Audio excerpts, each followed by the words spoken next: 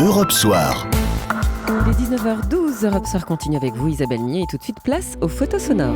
Les photos sonores de Benjamin Muller. Bonsoir Benjamin. Bonsoir Isabelle, bonsoir à tous. Tout ce qu'il ne fallait pas rater à la télé, à la radio et sur le net, c'est parti en 3 minutes. Et on commence avec ces premiers mots d'Éric, cet ancien policier municipal mis en cause la semaine dernière dans le cadre de l'enquête sur la tuerie de Chevaline. Il a été blanchi après ses 4 jours de garde à vue mais reste traumatisé par l'épisode. Il était ce matin avec Maxime Suitec. Je voulais partir, je voulais quitter, je voulais plus ou moins fuir ce climat.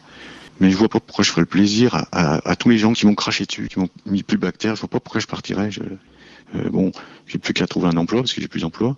J'ai été licencié immédiatement. J'étais détruit, ma famille était détruite.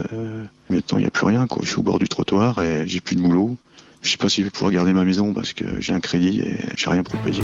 À Marseille, l'une des questions posées pendant la campagne des municipales est l'absence de douches publiques et de possibilité pour les plus démunis de trouver de l'eau potable. Pour Europe 1, Yann Théroux a interrogé Ludovic qui explique à quel point la situation est compliquée. Pour prendre une douche ou quoi que ce soit, pour se laver, c'est en permanence. Et c'est une galère totale. Donc des fois on se lave pas pendant 3 jours, une semaine. Donc la dignité d'un homme, elle prend un coup. C'est désolant quand on voit que l'eau potable est jetée dans les caniveaux de Marseille. Parce qu'on lave les rues avec. Avec. Et nous, on n'a pas le droit de l'eau, alors qu'on est un être humain. Faut arrêter là. Voilà Ludovic, ce sans-abri marseillais. Alors que 6 Français sont toujours otages quelque part dans le monde, dont bien sûr Didier François et Édouard Elias d'Europe 1 en Syrie, la radio France Info a organisé une rencontre entre le journaliste Hervé Guéquier, retenu 18 mois en Afghanistan, et des enfants qui lui ont posé des questions toutes simples, mais qu'au fond, on aurait tous eu envie de lui poser.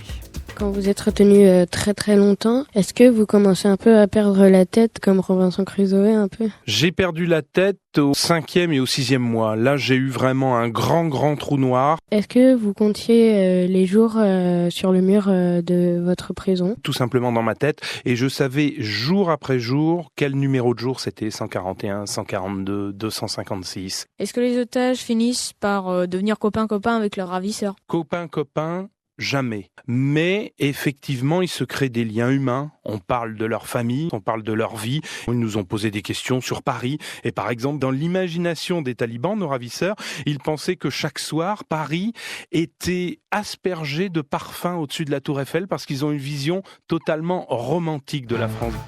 Voilà Hervé Guéquier chez nos camarades de France Info. Et enfin, hier soir, France 2 diffusait un numéro de complément d'enquête consacré à François Hollande, avec notamment cette question: est-il un président normal ? Et visiblement, la réponse est oui.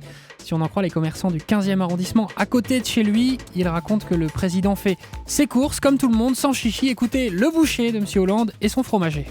Mais alors il dînait avec des idées précises ou Non, il n'avait pas d'idée. À part le soir quand il venait chercher son entrecôte. Là, il savait ce qu'il voulait.